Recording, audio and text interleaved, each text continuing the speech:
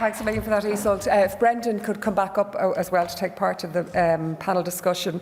And we're also joined by Geraldine O'Sullivan, Senior Policy Executive Environment and Farm Forestry with the IFA, and Stuart G, Designer Producer of the Ireland Agri-Food Deep Demonstration.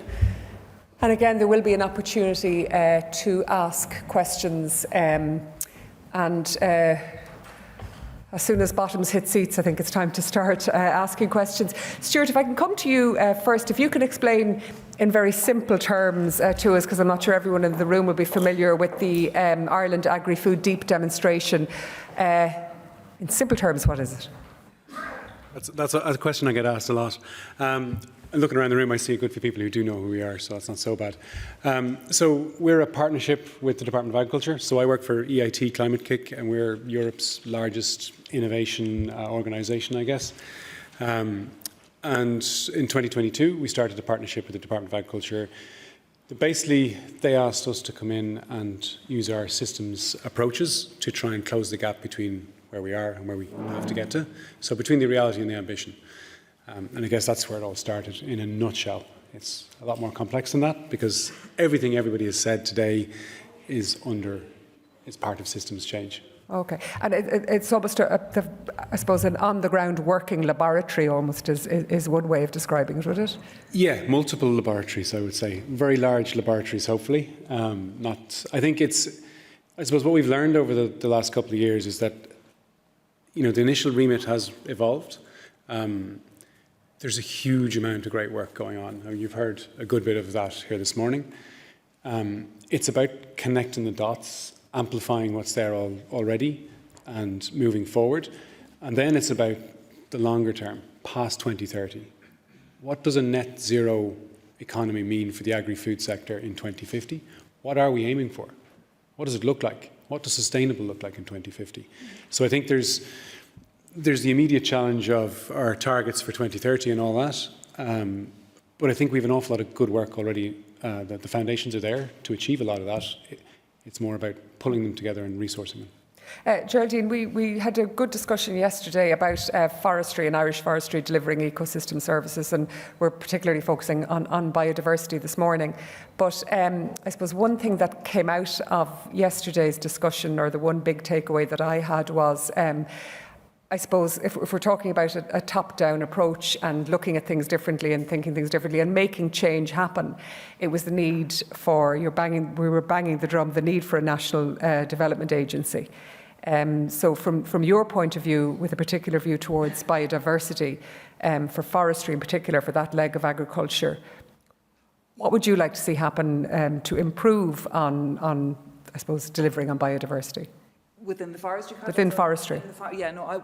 IFA would be very supportive of that National Forestry Development Agency. You see it in Bord Ishgawara, where there is that development, that you're looking at the business side, not the regulation side.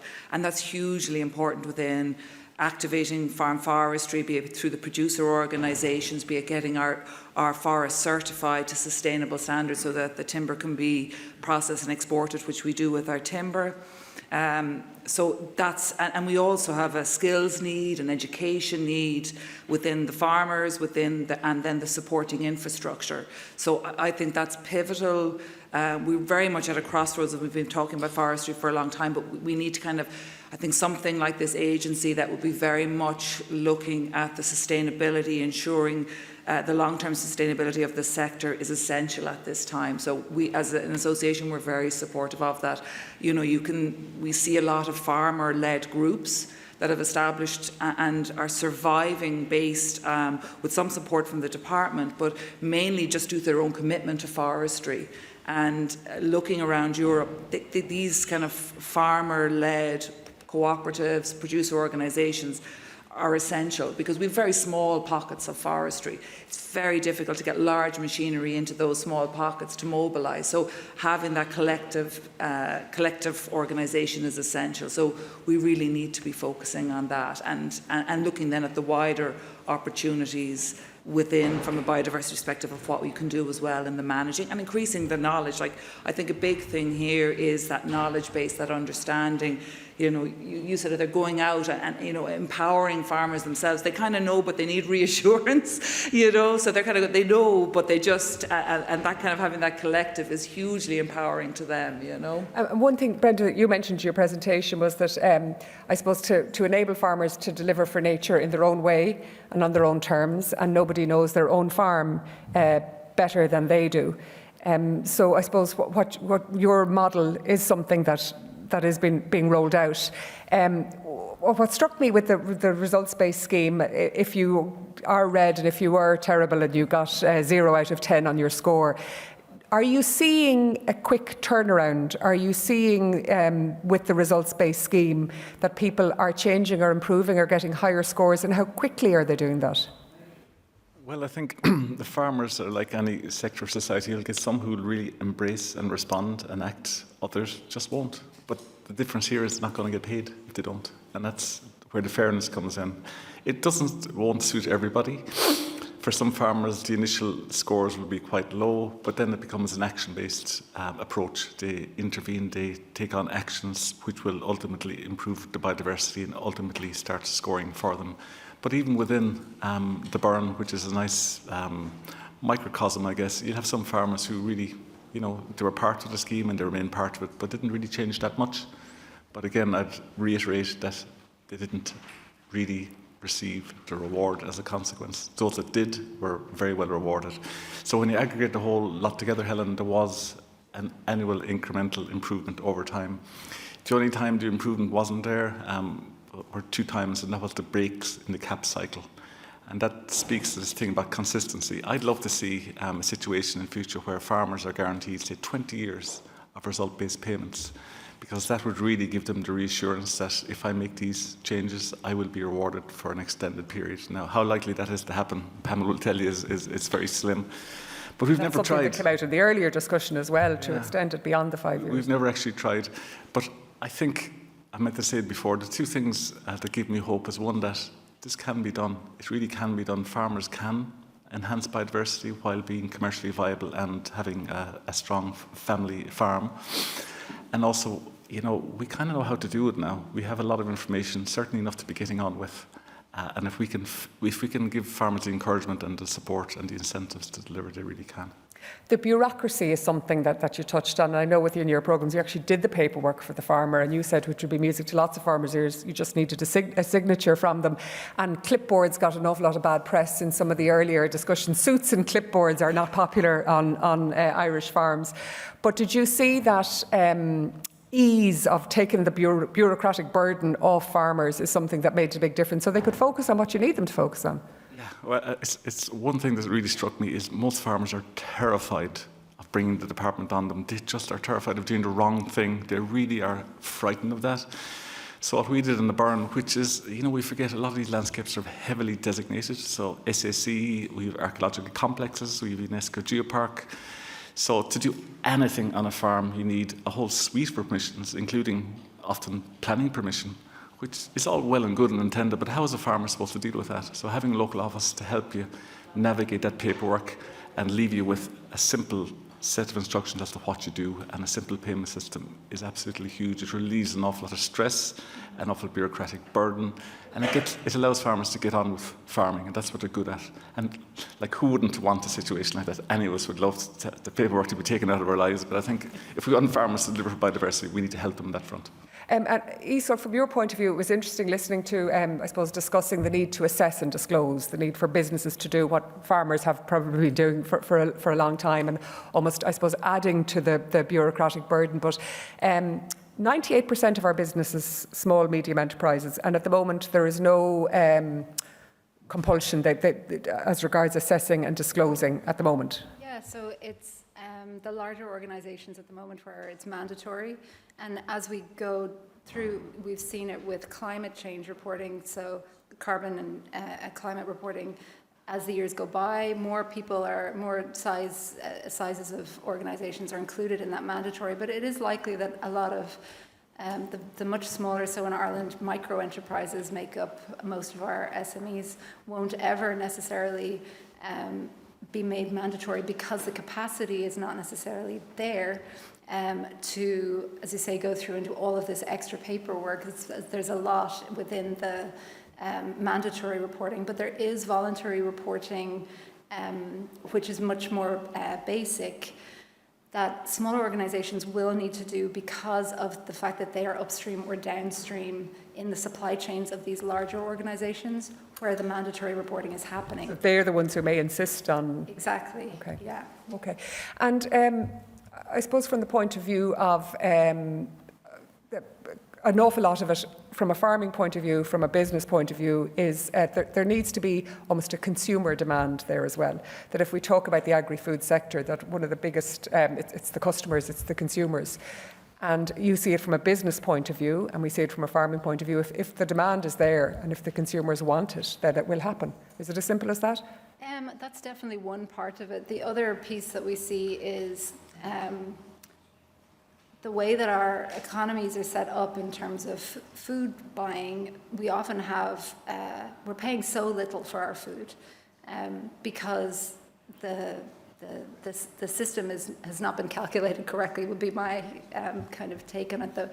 Our farmers are getting so little for the products, for what they're producing, that creating more work for them is obviously going to create a higher expense. So when we see demand shifting for things like plant-based diets, where you're being charged an awful lot more for products that are coming from very far away, we know that that's not the correct model either. And we need to look a little bit further kind of along to see, well, what's influencing consumers? And that's a big piece of the puzzle as well. A lot of it is what is newsworthy or is being pushed out as fashionable. We have this idea now of what maybe, we call it a planet-based diet might look like, and a lot of that is local. So we need to really rejig how our food system in Ireland works if we're going to try and go down that road. Sustainable dairy is something that you mentioned that I know you're knee deep in at the moment, Stuart. How would that work? What is a sustainable dairy farm? Yeah, good question. And I do think those two words can go together. I think what we're trying to do with our dairy flagship, I suppose in systems change, our theory is you can pull all the levers of change at the same time. You can't just do one thing here, one thing there. You've got to do it all together, and you've got to do it in an interconnected way. So what we're trying to do in our dairy flagship, which is very early stages at the moment, is bring the whole value chain together and co-create what does sustainable dairy look like on a dairy farm? Like, what is it? In 2050, like what will it look like? How many cows will I have? What will the cows look like? How will they be producing? What other services will I provide? Will there be farm walks? Will there be ecosystem services? Will I get paid for them?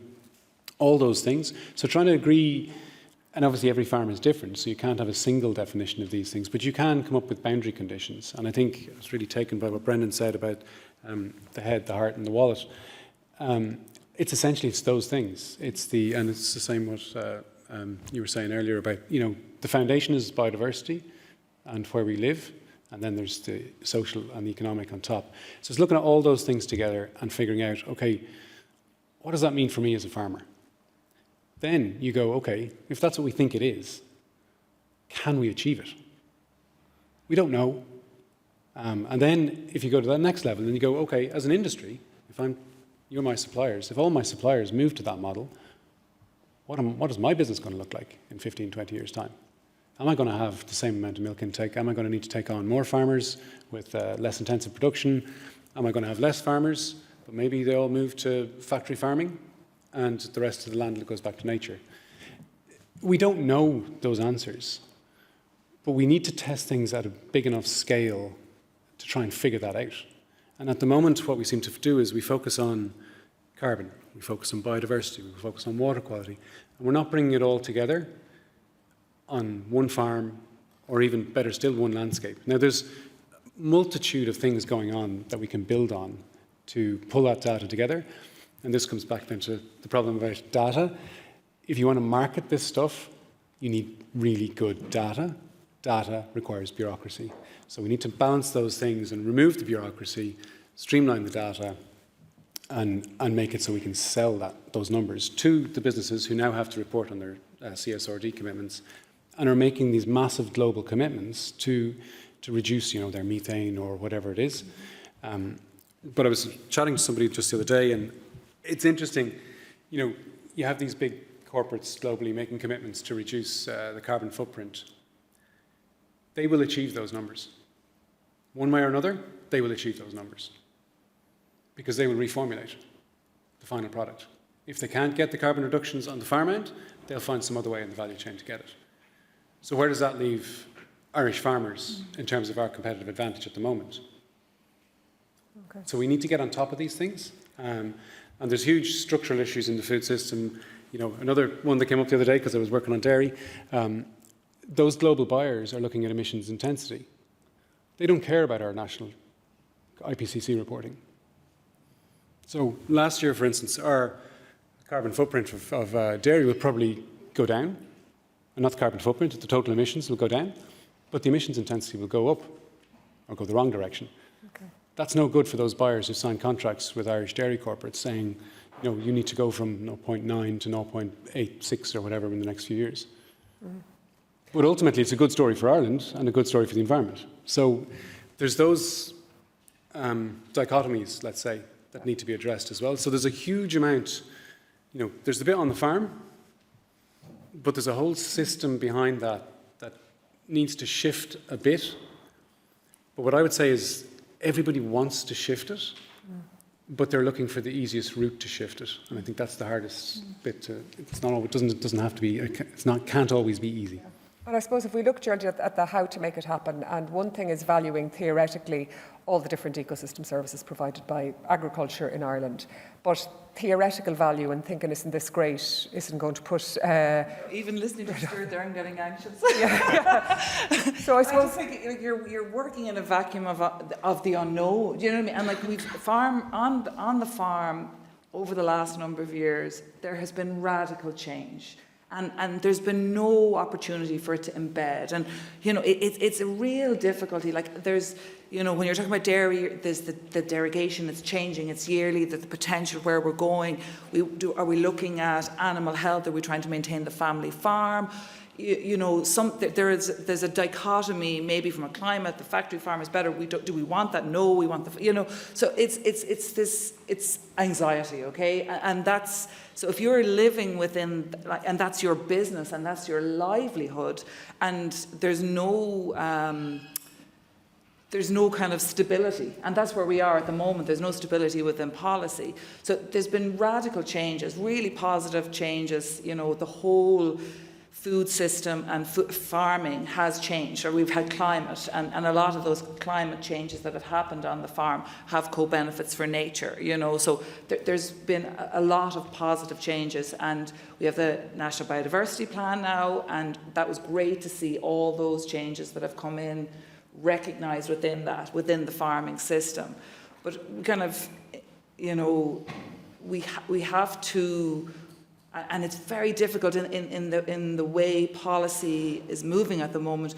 We have to provide time for these things, like to do what was done in the burn, to do that, to upscale that. It takes time because you have to talk to people, you have to develop relationships, you have to share knowledge, you have to engage, you have to resource it, you have to have funding for that.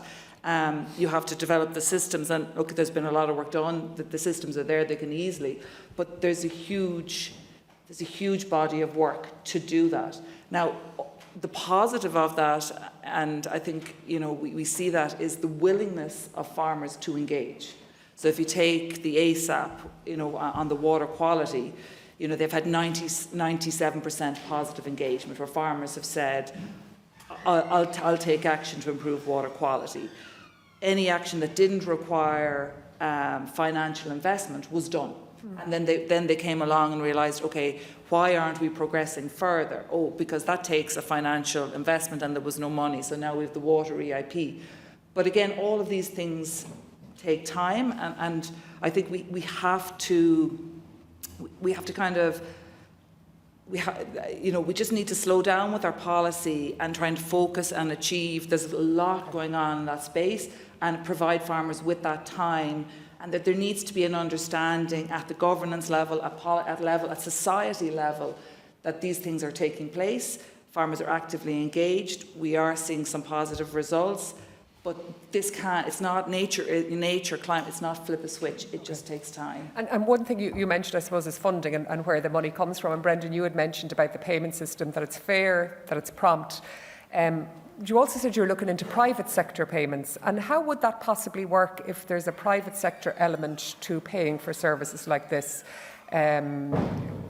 Explain that to me. I think it's the future. I think it's going to be part of the future. I think I'd agree that the cap can't do everything. Now we need to do more with the cap that we have and all its limitations. I'd argue it needs to deliver more for society. But it can't deliver everything given the context of the climate and biodiversity crisis. So I think there's a need, on the one hand, for more resources for farmers to deliver these ecosystem services. On the other side, there's going to be an obligation on corporates, and we've plenty of them here in Ireland, to invest in biodiversity and in climate. And I'm all for matching the two, but having a good framework to do it, which is beyond my ability personally. This is why we're working with the experts on this. But, it's reimagining farmers as not just food producers, but as people who deliver ecosystem services. And their customers aren't just the public through taxes and the cap, but also businesses who benefit from their presence in this country. And this is the opportunity to give back. So I think simple mechanisms to do it. And if I might just add a slightly relating to what Geraldine said, and Stuart, it's fascinating. It sounds very complicated. But at farm level, we need to give, and we can right now, give farmers the signal as to where we're going. We definitely know where we need to get to. As James said, these crises aren't going to go away.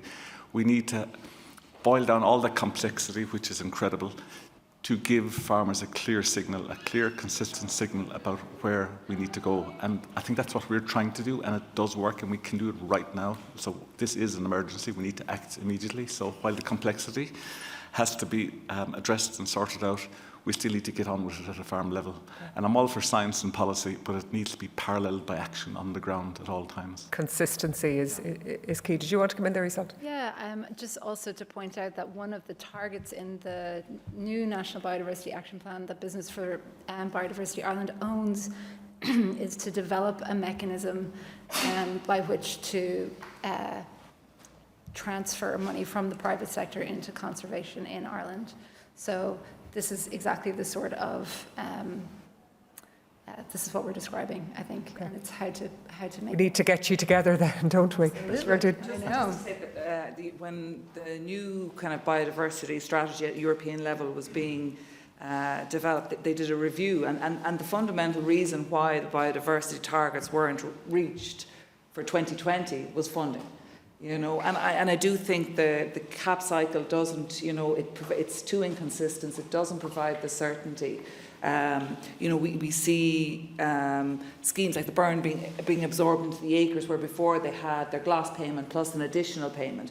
So it loses that, in the hen harrier as well, it loses that targeted kind of payment for that species. So we need to, we've just to be very careful that we're going to lose and you saw it in your slide there where it went down. That's right. And you're kind of going, okay, we just need to be very, very careful, because these that you lose people with those, you lose people on. I noticed that in the graph, Brendan. What accounted for the drop off? And it's really the transition into a new system. So the burn programme ended in 2022 and acres took over, and it's bedding in, and in fairness, it's not easy, and as I said before, fair play to the department for embracing this new model, but it's taking time. We're 2 years, year and a half into it now, but as a consequence, it's starting to turn back up again. I don't think it's quite bedded in yet, acres, right. So I don't know, the monitoring will be repeated this year and we'll see, but we need to turn that curve around as well, urgently. Yeah. Now, I'm conscious that we need to be wrapped up very soon, so we can take a couple of questions if there are any questions from the floor. Yeah, we have a man over here. So I think we have an award ceremony to go to, do we? Thanks very much. It's a comment really rather than a question. By the way, excellent presentations all around this morning. And while I was very kind of encouraged by a number of the presentations, the commitment to science and so forth, I'm very uneasy about anyone on the panel saying that it's time to slow down. Like, we are in the middle of an emergency, and really it is all about urgency. So that's like, for example, we have, 211 wild bird species in decline. As we speak, some species in Ireland is actually approaching its extinction point. And that, it just makes me uneasy that we would talk at all about slowing down. Now, I understand in the context of an organisation which is nearly 300 years old, which is fantastic, possibly the oldest organisation in Ireland, that we need to there needs to be a balance between speed and slowing down. But I'm just uneasy because, you know, there is no planet B.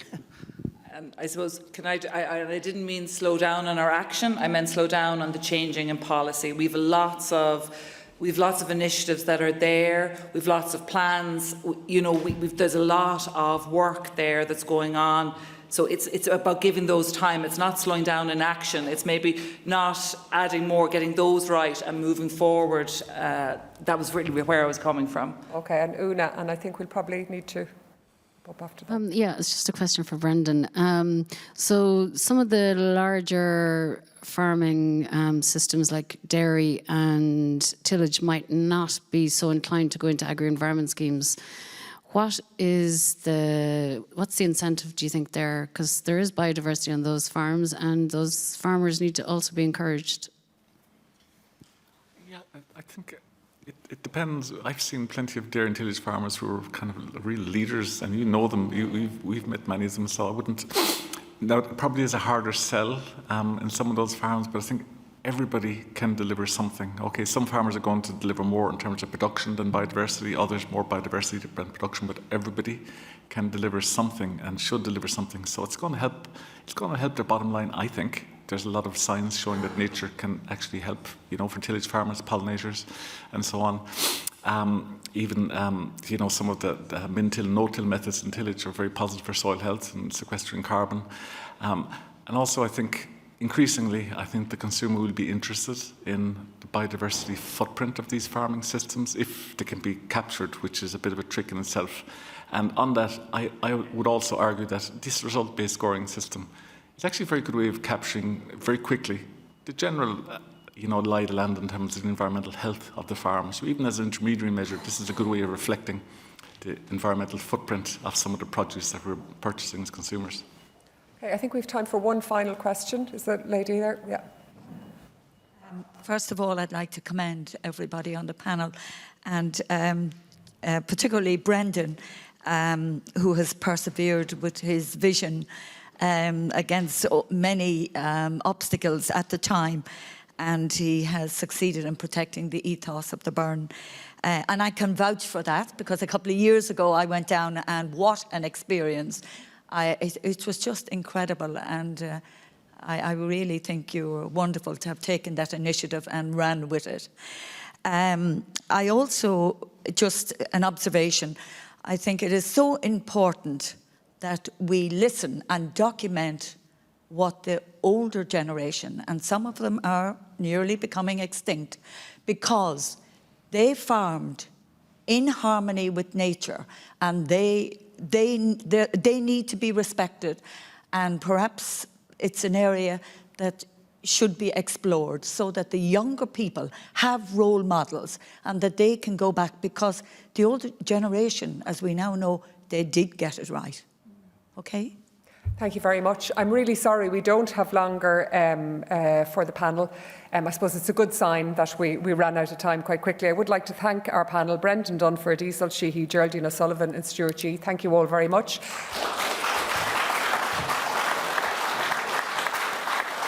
And thank you to all of you for keeping things going and for making us run over with your wonderful questions. So I would like to thank you for your participation this morning. I'm not sure, Aniva, if there's anyone to make any closing comments, or, okay, well, take that as the closing comments. And I know there's a lot more to get through for the day, but thank you all very much to our panellists and to all of you. Thank you.